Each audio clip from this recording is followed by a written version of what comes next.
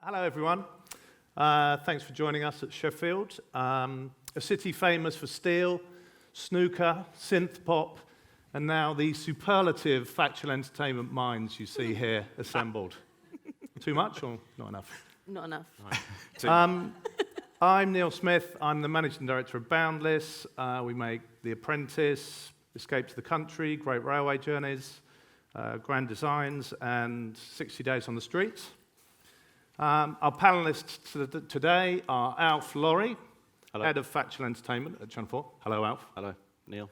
Dr. Nicola Lloyd, commissioning editor of Factual Entertainment ITV. Greg Barnett, commissioning editor of Channel 5. Oh. And David Brindley, Head of Popular Factual and Factual Entertainment for the BBC. So, quick bit of housekeeping. We'll reserve some time at the end, potentially, for some questions. So please make sure your mobiles are on silent for now as well. But if you want to tweet about the session, then it's #ChefDocFest. Okay, so look, together you represent all the terrestrial broadcasters.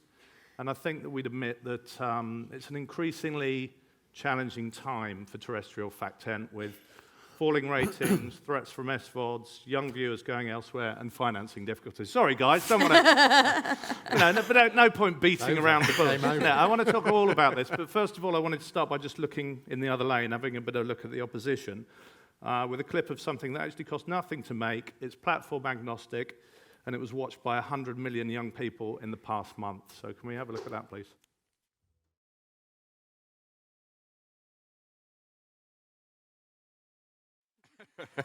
So,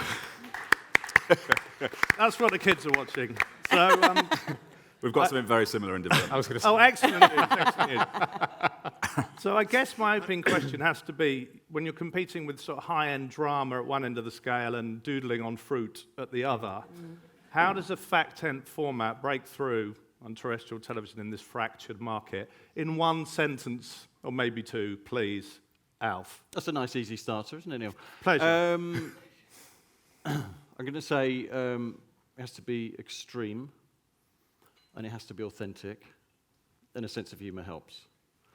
But can I just to qualify the extremity? Yeah. It does come in many forms, right? So you've got sort of we're going to be eaten by crocodiles, sort of the island extremity, but you also have full Monty kind of extremity, or you have sort of extreme bants. Kind of Gino and Gordon's road trip, you know. Yeah. So it covers a big range of shows. Thank you. That word. Yeah, Nicola? Well, they were our shows, Alf. So. Very much. They're good shows. Just stole my sentence. Yeah, so for One us... sentence? Yeah, for us, we want big ideas, sense of humour, little purpose, big heart, but just really entertaining. Great. Yeah. I think all ideas need to be surprising and not predictable, particularly in fact-ent, and it doesn't matter whether they're formats. I think it's just TV full stop. I think if it becomes predictable, people stop watching. David? Yeah, similar. I mean, sort of heart, humour, emotion are incredibly important. Something to say about the world, but wearing that really quite lightly, I think is important for us. But I'd say that the quality above all of those, I think, to sort of break through it is actually humour, and it's the thing that we get least of, truthfully. Right, okay. So for the avoidance of doubt, let's say that fact-ent is unscripted content with some form of a construct, whether that format is hidden, such as in a show like Child Genius or The Undateables, or explicit, such as I'm a Celebrity or The Apprentice. So what's the best fact-ent show of the year and why? Any channel, even yours, but again in a sentence or two, please. David? I won't do ours because that's like egotistical. I'd say, look, for me, I think it's Queer Eye on Netflix. I thought the first series was brilliant and brilliantly cast, and then I think the second series has evolved, and it does that thing magically, which we all try to do, which is it entertains, it makes you laugh, it makes you cry, but it also now is dealing with some really potent issues around the world, whether that's racism, police brutality, homophobia, and yet at the end of it you feel uplifted and you feel more positive about the world that you live in. And so if we could bottle that, I think we'd be very keen to do something similar. Great. Bradley Walsh and Sunbreaking Dad. Okay, why is that? For really all the same reasons that this one here has said. Surprising, really good talent. I think he's a kind of a bit of a national hero. I know his API is very high. But I think it's a really straightforward an idea with fun and warmth at the heart of it, and it's executed very well. So fair play. Thanks, Greg. You bitch. Nicola, you can say that as well. Easy. I was going to say Gordon Gino and Fred, but I can't because we made it. But I just really enjoyed it. But actually, I also really enjoyed Race Across the World. I thought that was really good. And I've been wanting to do something like that for the last couple of years. So I'm pleased that you guys have done it. And I thought it was brilliant. And I loved Gone Fishing with Mortimer and Whitehouse as well. I thought that was brilliant. Alf? I'm going to keep the loving going with Nicola here, because I thought Harry's Heroes was Harry's Heroes? standout show, yeah. Just funny, bags of soul, just bags of warmth. But I had a point, and it was really revealing, and it was authentic. So well done, ITV. Very good. Thanks. Thank you. So David, with SVODs sort of hooking audiences into sort of dramas and documentaries, how are you future-proofing fact-ent for the BBC in the post-Lydia landscape? It's a big question. Where's my notes? David has 4 notes. You can get your notes out, I David. don't need. what's there working? are a few things that we're doing, I suppose. I mean, clearly the BBC have put a huge amount of funding into BBC Three, so in terms of future-proofing for young audiences, that's really important, and we're really enjoying working with Fiona at the channel there. And we've commissioned quite a lot of content for Three, whether that's Britain's Youngest Football Boss, or 21 Again, or the upcoming rap game, which hopefully will do some of that work of future-proofing and bring a new energy and some new talent to Factual Entertainment on Three. So that's one area, but actually it's much broader for us, I think, at the BBC, across BBC One, BBC Two and BBC Three. I think there's a misunderstanding that, and by future-proofing, if you're talking about younger audiences, then a misunderstanding that commissioning for young means that everything has to be only populated by young people, only with incredibly sort of edgy content, whereas actually what we're looking for is a really big, broad hit that speaks to a range of audiences. And truthfully, hands up, we didn't commission Race Across the World thinking that it was going to be a huge hit for young audiences. We commissioned it because we thought it was going to be escapist and it was going to be aspirational, and at the heart of it, it had one question, which was, if I could do that, how would I do it? Or frankly, I wish I could be doing that for the next series. And by virtue of working with Studio Lambert and ensuring that the tone was right, that the spirit was right, and that the casting was right and broad, it actually became the BBC's biggest show for 18 to 34s whilst it was on air, and then amazingly also for 10 to 15-year-olds. So across all BBC content. So I think it's by us trying to find those hits. And it built, sorry, to just point that out, which excellent work, well done. Yeah. That is a rare thing. No, and it did, and by word of mouth, it did build. And I think families were watching that show together, and to have a success like that on BBC Two, I think is we're really thrilled by that. But I think it's more. Future-proofing is more than just about thinking about young audiences. It's thinking about content that stands out and that feels different, and that also applies to us making it work incredibly well on iPlayer and making that a destination in and of itself. Misadventures of Ramesh Ranganathan has done incredibly well on iPlayer, as has Paul and Bob. It's had 4 million views, and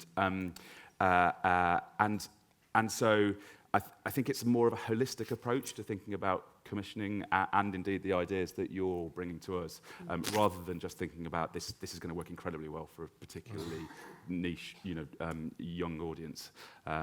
So yeah, I'd encourage people to think, big and populist, and just think about the people that we're putting into those shows. I mentioned Queer Eye because the casting of that is sublime. Those boys are now across the world doing their own one-man shows because people want to hear them and be with them and look at them. And so that's Anthony. But we, and we want to do the same thing. We did Comet Relief Challenge, where we took celebrities up Kilimanjaro and thought incredibly hard about which 9 celebrities we were going to send up there to ensure that casting was broad. So you've got 2 members of Little Mix along with Shirley Ballas. And so I just encourage everyone, I think, when you're thinking about whatever future-proofing might mean, to actually think about breadth and think about populism and think about telly that people want to come to. Great, thanks. Greg, a couple of years ago on this very panel, Channel 5 was accused of copying Channel 4's output. Are you doing your own stuff now? Yeah, I think. I don't know, you'd have to ask Jay Hunt. Sorry, that's a horrible question. Sorry, Channel 5. Yeah, I think we're doing our own ideas. How's things working for you? How are you finding it? We have to, well, we've got the smallest budget. I know we're going to come on and talk about budgets later, so I think what we do to kind of safeguard this is we focus the money where we know we can deliver on ratings and get the biggest audiences. So for the avoidance of doubt, that's peak time between 7 and 11 o'clock. Last year alone, we increased our originations. There were 115 originated ideas on the channel last year, not just 115 hours, just 115 ideas, and that was up from 85 in 2017, which for a channel of kind of our size and our money, I think is pretty significant. We've also increased our output from the regions by kind of 40%. Each of the commissioning editors, and I would remind you there's only 9 of us at Channel 5, were charged by our Director of Programmes, Ben Frown, last year to each back 2 indies from the regions, and we'll probably come on and talk about that later. Yep. The only other thing I would say about kind of Channel 5, not to per se focus on ideas, although I can rattle off Crackett's, Guy Davis's commission, Casualty 24/7, which came back last week at 1.2 million. That was a show that started last year and did exactly the same. We've taken the idea of animals, which is a territory we feel that we own, on a Tuesday evening and expanded from the Yorkshire Vets and the dog rescues into dog training. So Avalon's Dogs Behaving Very Badly, that was a standout hit of the year, peaked at 1.5 million views, and that's live. Guy Davis has also had another success this year at 9 o'clock with the Red Arrows, a bit of kind of access. Yeah. Which I think is something that always kind of does well in the Factual and the Factual Entertainment space. But we're not a broadcaster where you can just chuck out another kind of, with no disrespect to other broadcasters, we can't chuck out another Bake Off, we can't chuck out another DIY SOS, we can't chuck out another kind of Coronation Street or Emmerdale. So the creative renewal is Why not? quite a challenge. Well, because we don't have those brands. You mentioned by comparison to kind of high-end dramas, we've not got the money to spend on those high-end dramas. And Ben stood on various platforms 2 years ago and said, drama on Channel 5 has to be low cost or rather cost effective, and a massive embracing to all the companies that have kind of risen to that challenge, and the fruits of which you can now start to see come through on the channel. But Factual Entertainment forms the backbone of our schedule. We've increased our ratings at 8 o'clock. Predominantly, that's what you'll find when you tune into us at 8 o'clock. It's the gateway to the schedule. You get your 8 o'clock right, you can take more risks at 9 o'clock. If we safeguard that and continue the pursuit of creative renewal in that slot, then we'll continue to bring home the bacon, and people who work across the country, inside and outside of the M25, can look forward to greater hours of commissioning. Right. I mean, you tend to rely seem to rely quite heavily on obstock like Yorkshire Vet and Saving Britain's Hedgehogs. Is it true that hedgehogs are going to die out by 2025? Apparently so, yeah. You'll have to. Did anybody know? I mean, so what's the show? And Steve Batchel says that they're going to die out in Britain by 2025. You have to drill a hole. Which is a crime. Yes, it is. You have to drill a hole in your fence so that they can walk across everybody's back garden. And don't feed them bread and milk, feed them dog food. Excellent advice, thank you. But are there more sort of constructive... takeout. It's a factual session with genuine takeout. More constructive formats coming out. It's genuine takeout, yeah. More constructive formats coming out, so less obstacles.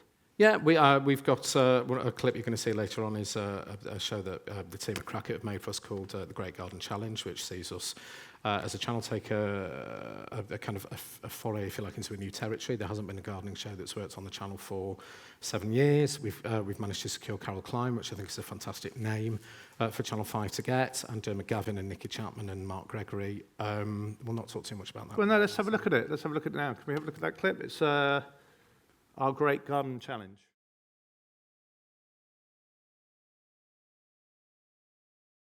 The Great British Rake-Off.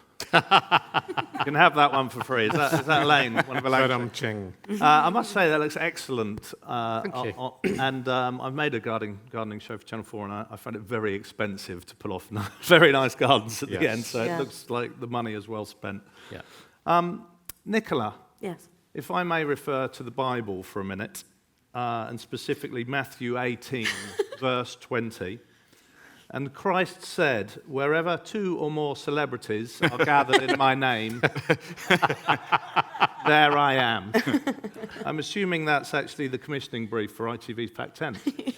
Pretty much, yeah. Well, we've got... you Sorry, know- God. Yeah.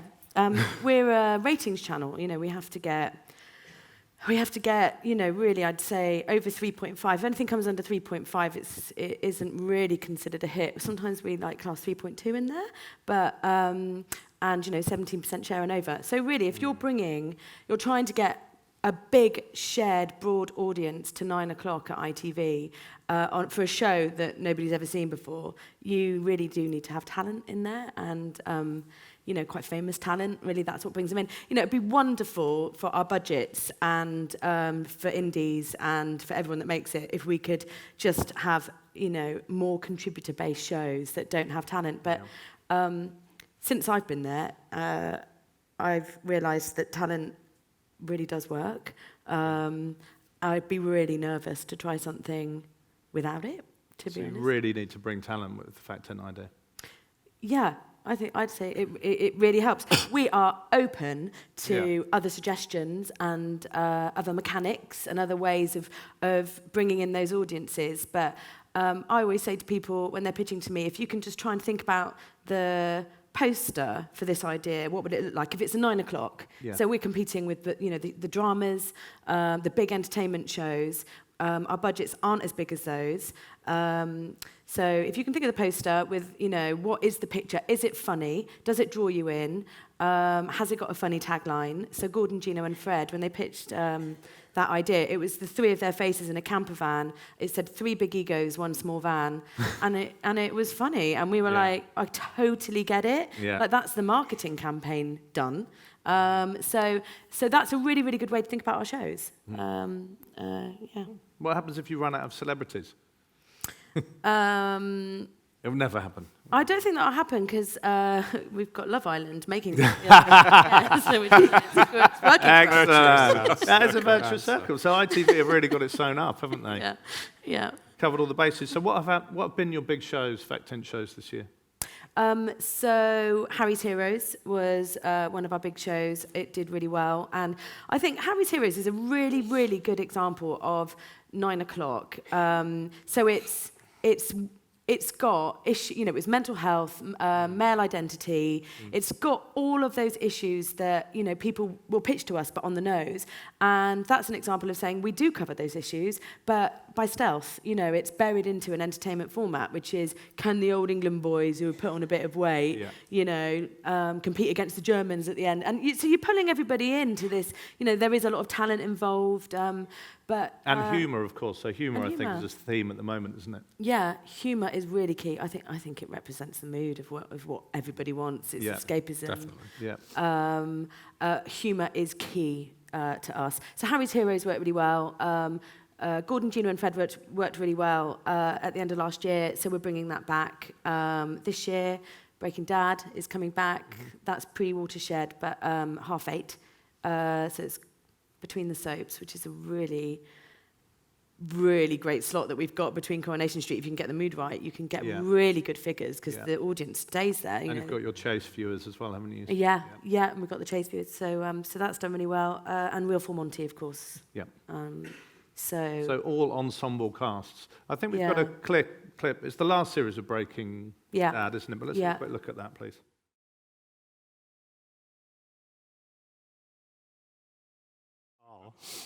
sweet. Yeah. Very moving clip, and actually not entirely dissimilar to what was going on in Harry's Heroes, is it? The sort of male space, male bonding. Although I did turn into Breaking Dad and was slightly disappointed not to see them cooking up crystal meth in the back of an RV. Is that planned for Series 2? Yeah. I don't want to give any much Between the more away. soaps. Yeah. Perfect positioning. Yeah. What will they be doing for series 2? They are going to America again. Bradley doesn't feel like he's quite finished America yet. It's quite a big country. So they're actually going in July. They're going in a couple of weeks. So, yeah, which is great. I mean, Bradley's really busy. I'll just, you know, and you know, it is tough. You see something like that and you think, oh, it's got Bradley Walsh in it. You know, he does come out #1 in our talent tracker every year. He is the ITV's favourite talent. And it's hard to get them because they're busy, you know, and they do a lot of things. But he really wanted to do this. He really wanted to do it with his son. It worked. And when you start thinking about talent in different combinations, and that's one thing that specifically I am really motivated by, it's really hard to get new combinations of talent on the channel. And even though I say we do want a lot of talent, there are ways of trying to think about getting new talent onto the screen, and I really appreciate it when people genuinely spend time thinking about what those combinations could be, because it suddenly opens up a whole world of stuff. And you know, Gordon, Gino and Fred was that. They were individuals, and when you put them together, they had great chemistry. So that worked. Alf, this time last year, I think you were a fragrant and enigmatic presence sitting up in the gods of the theatre there. Here I So welcome to the stage. Yes. You're a year into the job now. Still fragrant, less than Still fragrant, lovely, like Mrs. Archer. Lady Archer, sorry. And Channel 4 arguably is under more pressure than any of the channels from the SVODs, as they seem to be directly sort of publicly stating that they're sort of going for your audience. How is fact-ent faring on 4? What's working and what's not? I sort of, in a sense, I feel we're all under equal pressure, to be honest. Yeah. And in a way, I mean, one of the reasons I'm happy to sort of celebrate success wherever it exists amongst all of us is we you know, terrestrial TV is definitely under pressure. Yeah. As a whole, I think in peak time, something like 41% of young viewing is unmatched, which means it's not on Barb, it's none of us, it's none of even the smaller channels, it is the Netflix and the streamers and all of that, and that's growing. And actually, every time there is a Harry's Heroes or a race around the world, you know, that is good for all of us, and to be celebrated. I mean, on Channel 4, I feel it's the same across the piece, which, to return to my original comments, is things that are extreme in some way, and things that are authentic stand out. And, you know, that is a perfect example, that clip. I mean, it is so authentic, and the relationship between the two of those is so strong, Bradley and his son. But it was extreme in its own way. The things that I think are harder are things that are more familiar. And I guess there's a sway the fact-ent, right, which used to, in a way, dominate the schedules, which feels like it's sort of either dying or in its dotage, which are sort of putting, you know, giving people a week to change their lives, or putting two people together who don't know each other very well and ask them to swap, you know, a vegan and a meat eater sort of spending a week together doesn't cut it against Game of Thrones, right? Yeah. And so somehow you do have to find something exceptional for it to stand out. It does have to have something kind of extraordinary about it. It can be small or large. You know, Queer Eye is an interesting example, because I think some of those formats, I think they can be hard, and that talent is so exceptional, it works. But that form, I think, is hard, and I'd love to see the data on the condo tidying show. But I do find that hard to believe that that is watched, you know, by many people for many, many, many episodes. I find it hard to believe that would thrive on terrestrial TV. Extreme though her pants folding is. So the things that have stood up for us, I mean, look, 60 Days on the Streets, obviously you made that for us. And that's, I think, one of our highest launches this year. Obviously extreme. Yes. Obviously authentic. I mean, it was completely real. But it had humour laced through it, which I think is vital. And the other, one of our other big shows this year was also made by Neil and also has the word street in the title. Yeah, Grand Designs the Street. I mean, couldn't be further away, right? It's a really genteel show, you know, and tonally, it's a completely different world. It's very sort of polite and sort of civilized filmmaking and storytelling. But actually, again, there is something really extreme at the heart of it. I mean, these are people who are building their own house from scratch. Like, who in this room has done that? And so those have been stand-up pieces. I think there is a sort of slightly middle zone of program which sort of feels a bit familiar, and I think that is the endangered part of fact-ent. I really, I think you commission those at your peril, and it's definitely a more perilous time, I suppose. It feels like the safety net has gone. Yeah. Right? So you can make something and it can just like completely bomb in a way perhaps it didn't used to. Well, it used to be before multiple choice, so to speak. Yeah. You could put something on You at put 9 o'clock anything on out. Channel 4. Had no And you're choice. pretty much guaranteed that 1.5 million would turn up to have a look at, see Yeah. what it was. And unfortunately, that's closer to 500,000 these days, if it's not. Do you see what I mean? That's how completely bad agree. it So can go. it feels like the safety net's gone, but what I would say is that, in a way, that doesn't make you want to take less risks. No. Actually, you have to take more. I mean, it's the Yeah. bold things that cut through. So Yeah. that's the sort of exciting bit about it. Absolutely. David, do you find it hard to get people to turn up for new shows? I think we do all we can, and you guys do all you can too to sort of pull as many levers to ensure that they do. But yes, it's difficult in a crowded market, definitely to get audiences to brand new titles. But again, it's about approach and it's about tone. And from I suppose the bit that I love about my job is working within the broadcaster to pull those levers to try and make sure that the scheduling is right, that the marketing is right, that the press strategy is right. With all the brilliant teams that we've got within the BBC, to ensure that it reaches as many people as is feasible, and it's always going to come back to the content. So it's always going to come back to, does that idea stand head and shoulders, as you were saying, Alf, around anything else that that is on air at the moment. But there are lots of different strategies that we employ to try and get people to turn up, and they are changing as well. We don't, at the BBC, we don't have the biggest marketing budget compared to other, broadcasters, but we're being really savvy about how we're using social media to pull in an audience. We made a film with Prince William recently, where he was speaking to some very famous footballers, Gareth Southgate and Thierry Henry and Jermaine Jenas, and actually the social impact of that programme, it was called A Royal Team Talk, was huge, and it's got a life and a tale that's way beyond the programme itself. And so I think clearly it's just about thinking about things differently. And also I think there's been a change, and I think there's been a change from programme makers too, about allowing some of your strongest material to be out there before TX. And 2 years ago, I think everyone, including us, thought let's just hold on to things and make sure that we've got our absolute best moments in the programme itself. But we've seen countless times through various films that actually getting some of that content out there only draws audience in. So I think it's just about thinking creatively about how we make an impact in different ways. I mean, arguably, it's not just about audience. I mean, Alf, your channel was responsible for perhaps the most talked about format of the year, which was The Circle. I think what was amazing about that is it changed the way we report ratings, didn't it? It was quite... So before, I always thought that a show was a show was based on the number, the successful show was based on the number of people who watched it. But after reading broadcast after that, I realised it's actually based on the slice of a certain demographic of a share at a certain point in time. So, why was that a success? Why did you bring it back? And who controls the press? Oh, that goes deep. Enjoy those last two commissions. Enjoy it. Yeah, no more commissions for me. No, forget the press. But The Circle, it's an interesting one, isn't it? I mean, because that's a massive play.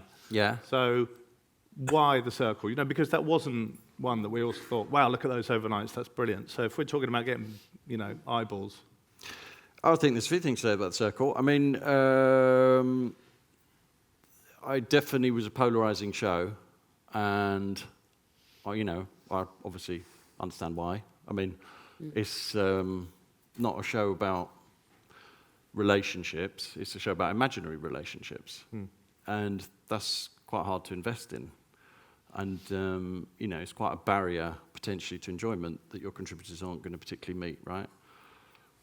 So I sort of understand why probably lots of people in this room didn't like it. It was exceptional in sort of formal terms, right? Yes, I mean, it was correct. like a completely new thing. Absolutely, yeah. And there were some very, very sort of special things about it if you did watch it all.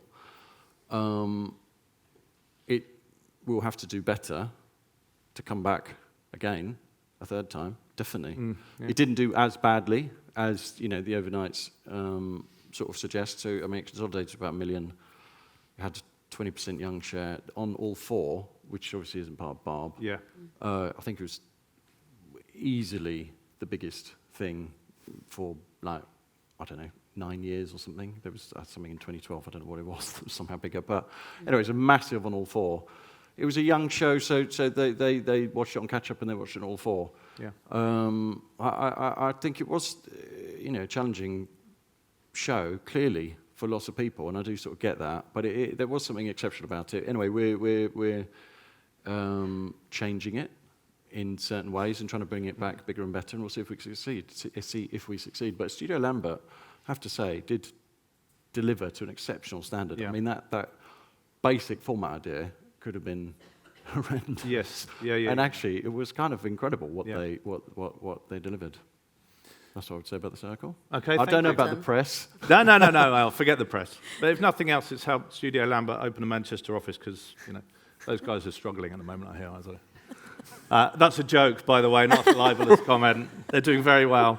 I mean, actually, while we're on the subject of the regions, Channel 4, Leeds. Yeah. You going? Not personally. Who's going?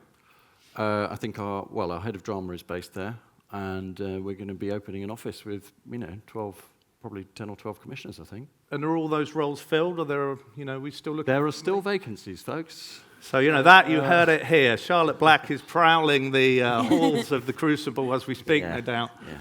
I think, So still looking for people. We are still looking for people. We're interviewing shortly. Greg, I mean, you guys are Yorkshire crazy. Shouldn't you be moving to Leeds? Absolutely, yeah. And fair play, do you know what I mean? But at the RCS Yorkshire Awards on Friday, I think we've got our biggest raft of commissions, and we're very proud of that. Yeah. You ask, I don't know if the Polstead's in the room. There might be some representation from Daysbet Studios, but it's a real treat. So, and Paul will hand this back to me more than me, kind of hand it to him, and actually, in all fairness, it's down to Ben Frau. That's your highest kind of underlining of supporting small indies. David Sumnall at Middlechild, Jonathan Stadlin at Knickerbocker Glory, Paul Stead at Days, Becky Lane at Crackett. These are small. Hallam, Tong at Title Roll, Sarah Murch is here from Blakeway North. We've commissioned all of these people. We have to commission 25% of our commissioned hours, and our spend has to come from outside the regions. So fair play to these people. I think it just underlines that Channel 5 is a place where if you really are a true small indie, if you've got a good idea, you can get a commission. And Polstead has been very grateful to Channel 5, and particularly to Ben, for the work that he's been given, and the freelancers and the infrastructure we've been able to support in that region. So I hope Channel 4 go on and fortify that. Absolutely. To a certain extent. I mean, Nicola, ITV have got lovely offices. I can't see you leaving London anytime soon. Yeah, the new offices. Yeah, they're like made.com. They are like made.com. Yeah, that's what they look like. Sponsored by. Yeah, well, we've got Coronation Street, Emmerdale comes out of Leeds, Coronation Street comes out of Manchester. I think that's over 650 hours. We've got ITV North in Manchester, and then some of our ITV Studios companies, like what was Shiver, who is now Multi-Story Media. So we, who did 63 Up, which just went out last week. So we are regional. Good. So let's just talk about money for a minute, because I think something else that's changing is the financial model. So in a fragmented market, there's obviously a bit less advertising spend. Perhaps, I'm glad that the BBC have got their 75 an overs licensing feedback. That's good news for all of us, I think. But it was Patrick Holland, I think, who said recently, controller of BBC Two, said recently of fact-ent formats or ambitious fact-ent formats, we can help producers deliver IP, but ultimately third-party investors now give us the budgets we need to pull off the ambition. And he referenced 3 shows specifically that all had significant investment from their parent companies, I think. Race Around the World, The Brigade, and The Claim. So Race Around the World, Studio Lambert, all 3, Brigade, Expectation, and The Claim from 2-4. So is that the future of fact-ent? Are we looking at a different funding model? It's Race Across the World. They don't go Sorry. all the way around the world, but they Sorry, do. Race Across the World. Sorry, I did have that written It's a down. small point. Yeah. Look, we're in the BBC. We're in a privileged position. You know, we have a guaranteed income from the license fee, but there's no point in pretending that budgets are, they're not getting bigger, and whether that's because the license fee is staying flat or the over 75s issue, it's a moment for us to be thinking about doing fewer and bigger things. And yes, also we are asking, in indies to be looking at third-party financing in one way or another. And some of those big shows, Race Across the World, was deficit financed.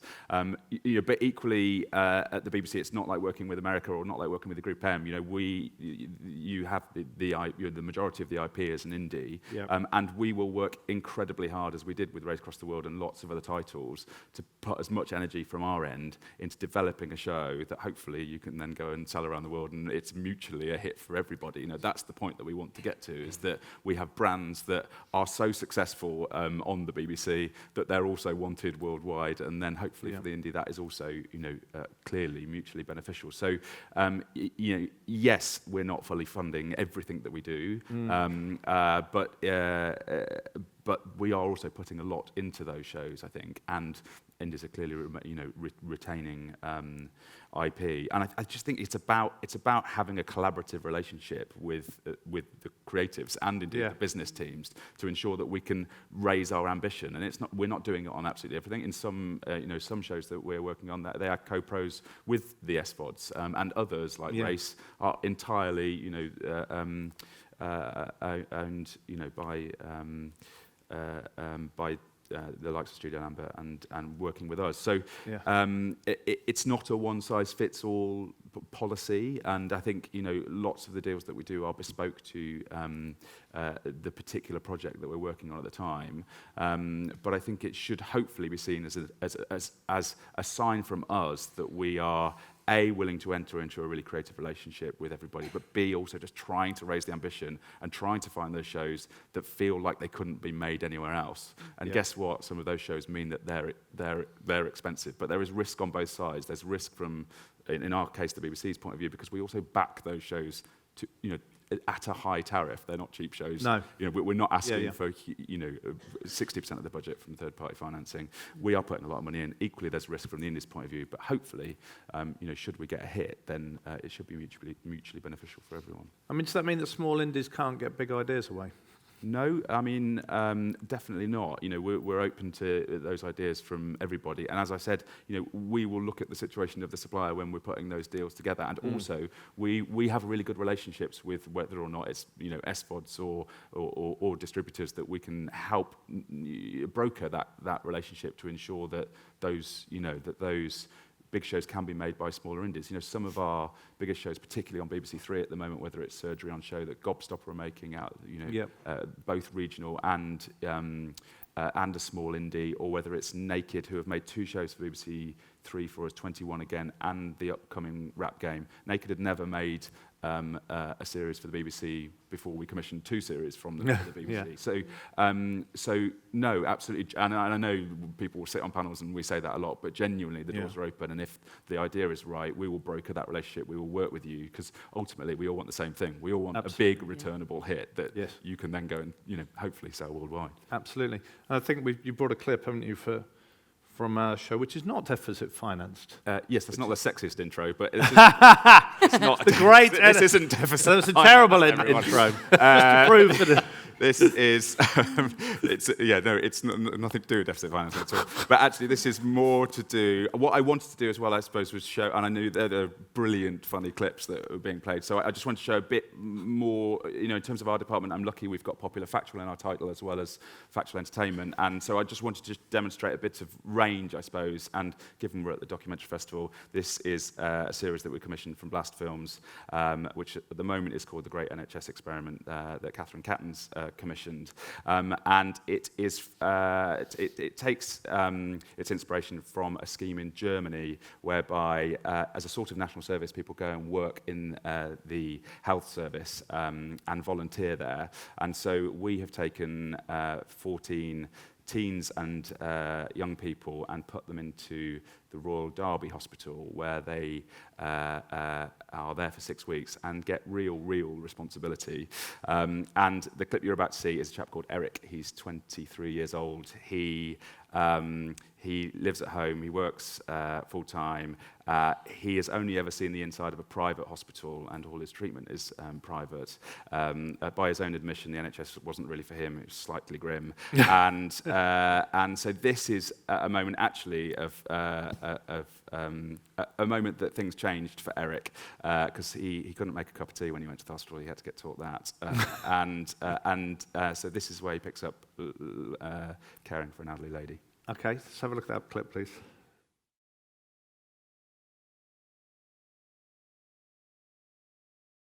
Yeah, Oh, what a lovely man. Very nice. Right, that's the Great NHS Experiment. Yes, it will Coming have up a different title, but it's a heartwarming clip, and you chuckle in the middle of it, and then you also sort of get a warm feeling at the end of it, and also I just wanted to make that point about sort of broadening out to things that feel more documentary. You were saying at the top, fact-ent is essentially a construct of Yes. then you let things play out, and we completely let things play out. We put them in, had no idea what would happen within that hospital, and it's been genuinely transformational. The chief nurse now wants that rolled out across the country, which is an amazing thing to do. So alongside those shiny fact-ent, traditional fact-ent offerings, I think as well do bring us those types of ideas. We also had War on Plastic out last night with Hugh and Anita, which picked up on the amazing work that Tom's team did with Blue Planet, and again, just speaking to breadth and getting audiences, that was... Which got 3 million last night. It got 3 million last night, got more than Love Island last night, Yeah. and that was a really tricky subject that's bringing a populist audience to BBC One, and so and the same... And also something that skews young as well, because, young people were really concerned, and I think that's what we found with 60 Days. We had a really quite a young audience, because young people actually are concerned with social and domestic issues. Completely, and it's storytelling. We also had the Murder of Jill Dando on BBC One that did 5 million, a few weeks ago, and it's just brilliant storytelling of stories that people feel like they're close to and resonate with them. And so, do think about breadth when you're bringing those ideas to.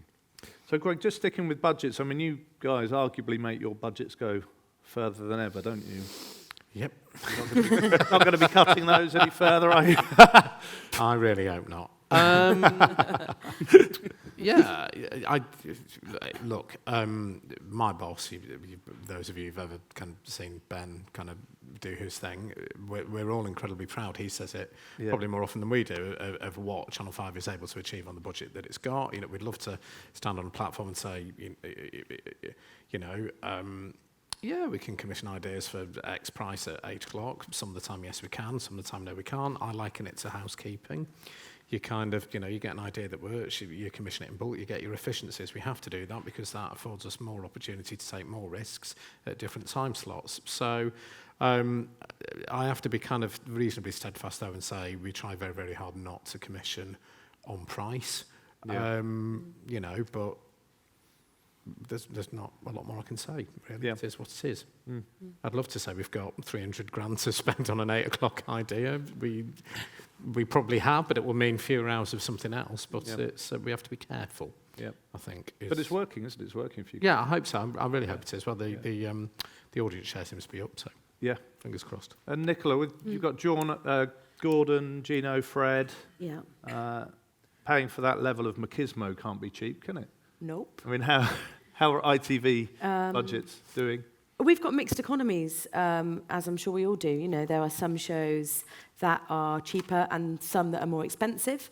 And, you know, to speak to David's point, we work with the indie and, you know, if we love the idea, doesn't matter if it's a small indie, a regional indie, a big London indie, if the idea is good enough and we want to make that show, we will do whatever we can to broker that deal and make sure that they've got the money that they need to make it. And we just want a collaborative, creative relationship. You know, we do get involved. You know, that's what the editor part of our role is. Yeah, but we'll pay for it if we like the idea at ITV. Okay, good. And Alf, you feeling the pinch at Channel 4 or? Same thing, mixed economy. I mean, you look for some cheap things to pay for the big things, and it's a range. Yeah. Ian Katz actually said that he's asked his commissioners, what would the whole in Britain look like if Channel 4 was not there? So Alf, what are you doing to fill it at the moment? Right. Sort of conjures up strange images. What is the question, actually? Well, what have you got coming up? What are you doing? What are we coming up? Well, trying to commission extreme and authentic, funny programs, basically. And also, just to pick up on what you were asking, David, I mean, any company, big or small, is welcome through the door. Yeah. And actually, one of our biggest things in production at the moment is a sort of mammoth two-parter, is coming from Screen Dog, tiny little company in Brighton, Okay. just two blokes, basically. Could you say what we had that a is? coffee with, not yet, but it's underway. One of the things we have coming up, which I think you've got a clip of, is Five Guys. Yeah. Which is our new Label 1 show. And I guess, again, sort of just on the breadth of what I think of as extreme, this is at the sort of very domestic, small sort of chamber piece type thing. But in its own way, it's I think it is very authentic. It's basically a very simple format. It's five blokes move in with a girl, and she kicks one out at breakfast every morning. The one remains. But it's sort of an anti-dating show. And the reason I say that is, you know, Chris Rock said, when you go on a date with someone, you don't meet the person, you meet their representative. And this show is about getting to the person underneath. And somehow, in that sort of maelstrom of five blokes all competing for this lady's attention, all sort of sleeping on floors and getting by for a few days, all of them at various points kind of had emotional breakdowns and upsets. And it just was a very revealing, honest portrayal. So we commissioned a pilot, really, really enjoyed it, so we've commissioned 10 more. 10. And is that stripped then? Are you going to play it? Don't think so. Right, No, okay. I don't think so. Yeah. So this is a little clip. I think this is day 3, and 2 guys have gone, and Amy, who's the girl, is inviting those that remain to meet her somewhat redoubtable mother. Okay, so let's have a look at that, please.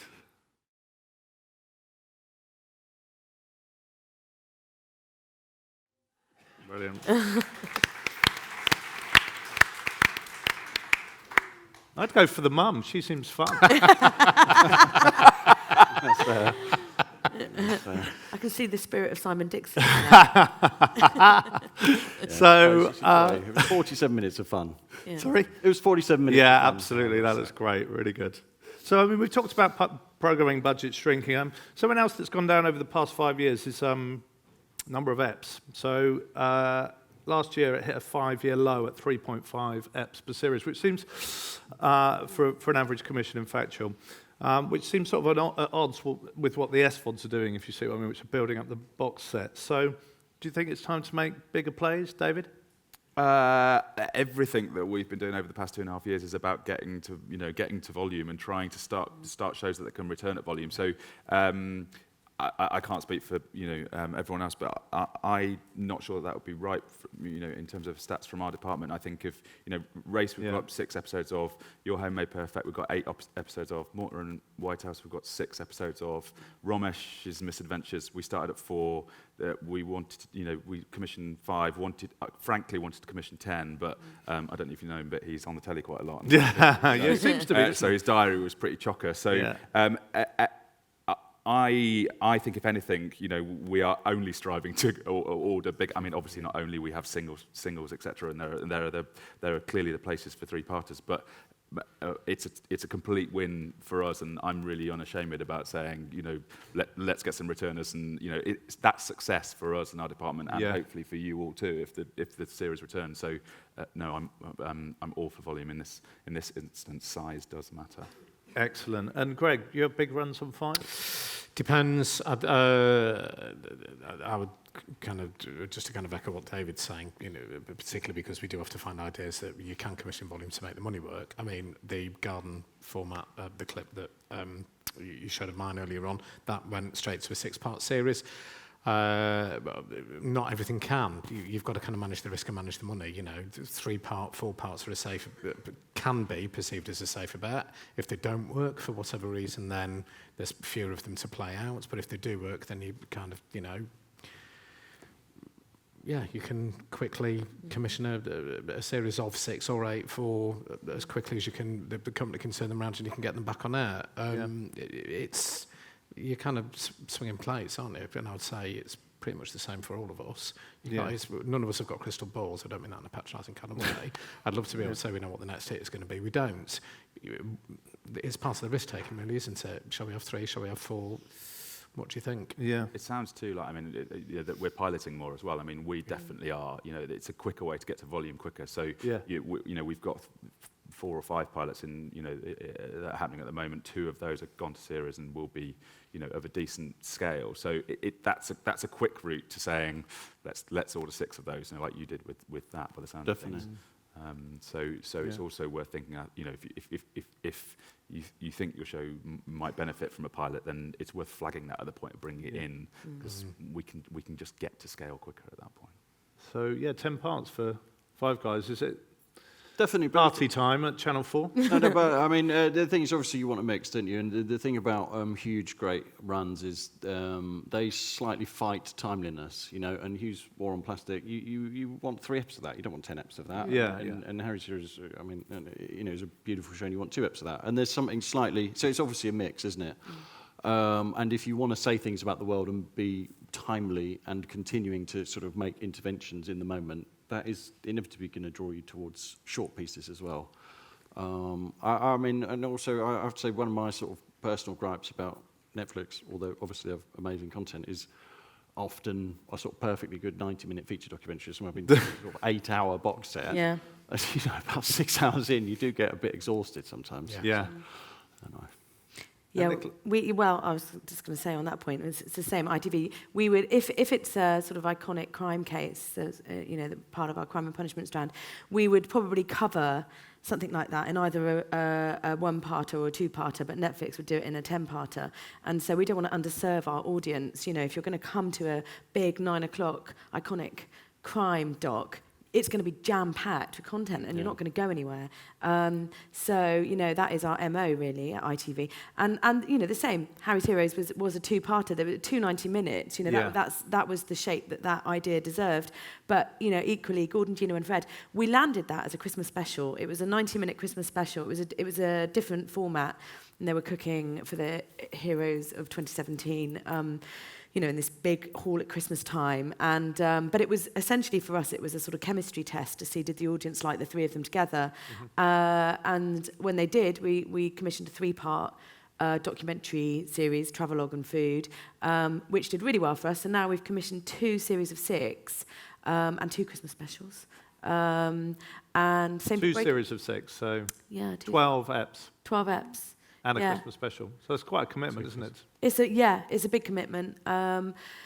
you sort of need to do that with those three because they're so busy and their diaries are really, really challenging. And but it did really well, and we want to make that commitment to them. And Studio Ramsey that made it, and the same for Breaking Dad. We've commissioned 2 series of 6 of that. So if they work, we're all looking for that volume. We all want it, you know. But personally, as commissioners, it's great when you can have a bigger volume and you're not doing a new show every week. So yeah. Great. Okay. Well, look, just before we throw to the audience, I'd just like to sort of,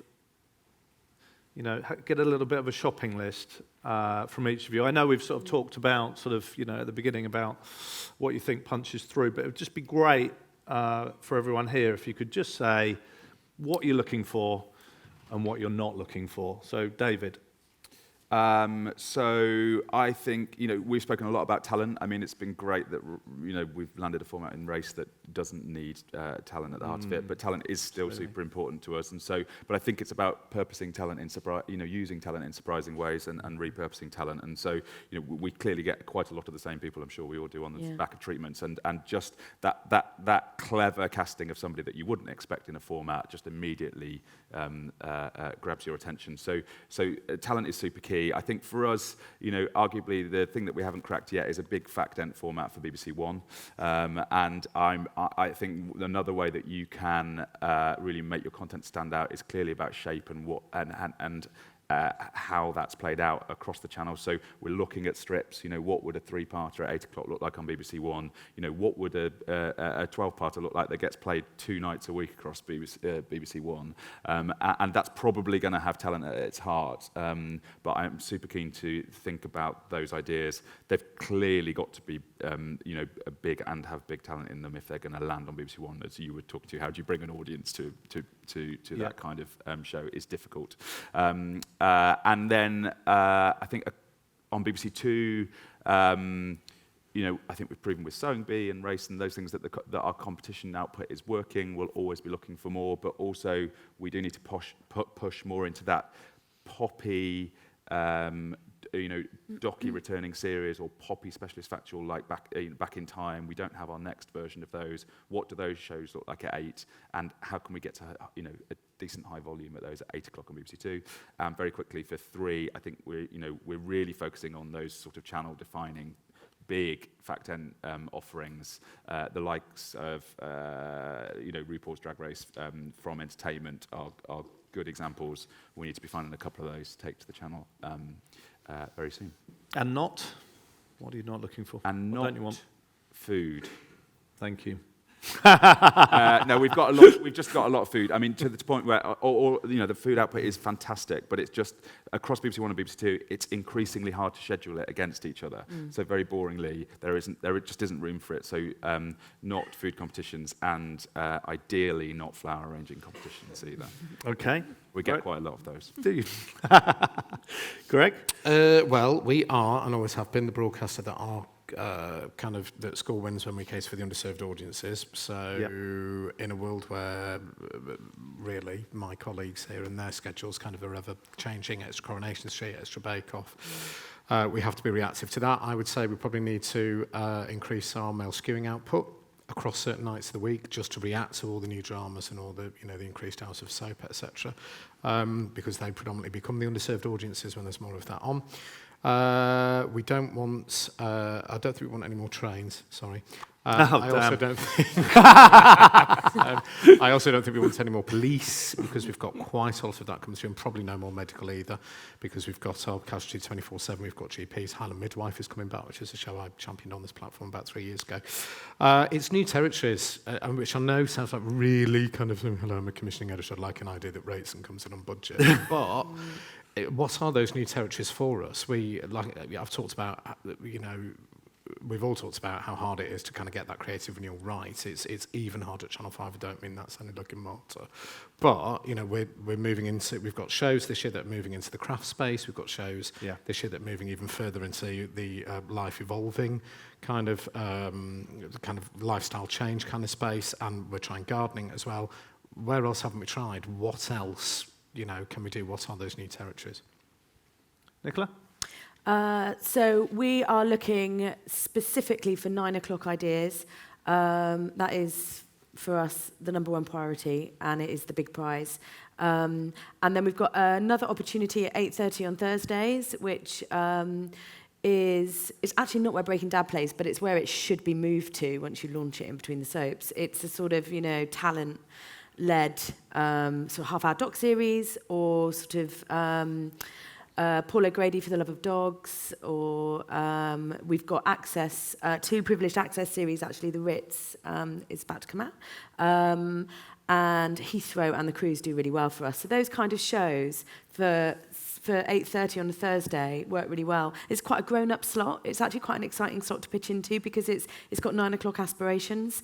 So you can sort of take your 9 o'clock and just go, actually, if we made this a half hour on Thursday on 8:30, could it work for us? If it could, bring it to me. What we're not looking for is anything depressing, anything worthy, anything to do with divorce or death, anything on the nose, cooking, dog. But we do. It's an excellent no list. Yeah, it is. Yeah, Really thank good. you. We like classic territories at ITV. They do work for us, but we want them with a twist. So if you can just sort of say, look, you might have had 10,000 shows on travel, but you've never had it like this. So that's a sort of interesting way to... I think Sue Murphy uses quite a good phrase, your head of department, which is innovating in the mainstream. Yes. Which I think makes sense for that. She's sort got of a new phrase, though. Oh, has she? Neil, Oh, so you're a sorry. bit behind the times. Oh, God. Yeah, she says we like to do clever dumb and dumb clever. That's Oh, our nice. I new like phrase, that. Yeah. so like that. Right. I'll tell that to my kids. Alf? We're definitely looking for ideas to pilot. So weird and wonderful, strange, bizarre formats that feel like they will actually get to something real and human, like that does, but that we haven't seen before, like that clip did. Electrifying new talent. Obviously you guys work with established talent. We are always looking for the next Ant Middleton, the next Gordon Ramsay. So like properly electrifying talent definitely is always welcome. And good ideas. I mean, what can I say? The might rate, Yeah. Yeah. I mean, sorry, but I mean, it's the same. It's Yeah. Yeah. Yeah. And what don't you want? I don't think there's any rules. I mean, anything can be. Look, a show about homelessness could have been very depressing and very difficult, and anything treated in the right way could work for us. It's about the sensibility, I think, rather than the subject matter. So if you come at it in the right way, I think anything can work. And in a way, probably some of the tougher subjects are things that we are drawn to by our remit. Yes. But I think, as you say, a show that feels worthy is definitely not for us. And a show that feels like it's going to be a lecture or feels like it's going to be current affairs doesn't belong in our department. Great. Okay. I mean, look, I know we've talked about the challenges facing us, and I think that's really important for us to do, but I personally think it's been one of the best years for fact-ent in a long time, so long may it continue. Are there any questions from the audience? I think we've got about 5 minutes. I can't see... Oh, I can see people now. Oh, But, yeah. I think we've got some microphones. Anyone? Good. No, the orange.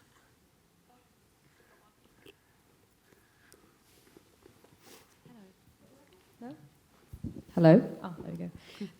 I just wanted to ask, to what extent do you guys actually take risks in terms of commissioning something that has never been seen before? Because many shows do have like reoccurring formats. You see celebrities being put out of their comfort zones, or ordinary people being put into different situations. So you've got these kind of elements that have been seen before, but with a twist. But to what extent do you actually take risks and do commission something that has never been done before? I mean, I would say it's down to you guys to suggest it. And it's hard, and most pictures that come in are things you feel like you've seen before. but you know, we respond to the pictures we get. So I'm afraid that's on you guys. It's partly My favourite start to a pitch is where people say, I don't think this is for you, but... That's the sign of a really good pitch. Or particularly, I don't think this is very BBC, and that sort of makes you think, okay, this could be good. And so, I think we do take risks. And we're doing it on BBC Three at the moment. There's plenty of stuff that we've commissioned there that is scary. And Tom was talking about earlier. You know, you're not in a good place if you don't have one or two things on your slate that you are genuinely terrified about making. We've got a couple of those, and there's one that we're doing for BBC Three with Gobstop at the moment called Surgery on Show, which is a cosmetic surgery show.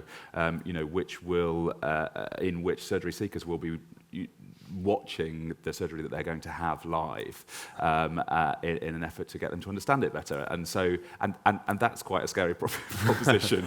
And so, genuinely, yes, we're completely up for taking risks. Do you know what people say to me? I think this idea might be too BBC, and then I'm like, pitch it to me. 'Cause then it's probably cleverer, actually. Because you know, it's quite funny when if you just bring in your best ideas, you know, we all want to take risks. It's really interesting that because we look over at ITV and think I'd like to capture a bit of that, and I'm sure vice versa, the same thing is happening. And so, I don't prejudge, I think, is the key thought. Mm. Okay, great, John. Yeah. Anyone else? Time for one more question? Just over there, I think. Hi. Just curious about whether brand money comes to play now, that's a good ever, question. or more, with budgets being squeezed, and how difficult that is to work with. It's all helpful, definitely. Yeah. It can make a difference, definitely. Yeah. We need funding sources, so we you know, look at co-pros in a way we never did in fact-ent before. We look for advertising money in a way we never did before. We don't deficit finance so much at Channel 4 yet, but I think that is probably going to become part of the conversation in the future. And brands usually, in my experience, are a sort of delight to work with, actually. I've had only good experiences. Usually they're kind of thrilled to get an hour of an amazing program that they're in some way associated with. So it's been a very good sort of relationship in my experience so far. Then, like an example of sort of best practice or good working relationship that we may not realise as viewers that you could quote, you know, like something we would have seen where we didn't necessarily know. We probably will know. It's usually, you know, Extreme Everest with Ant Middleton brought to you by Barocca or something. So, I mean, you would know, but you wouldn't know by watching the show. He doesn't eat Barocca in the show. But he does go up the mountain very quickly. Yeah, he didn't come down so fast. No, he didn't. No. Okay, I think that's all we've got time for. So look, I just want to say thank you to our panellists, and thank you for attending. Thank you. Thanks, John. Well done. Thank you. Thank you. Thank you.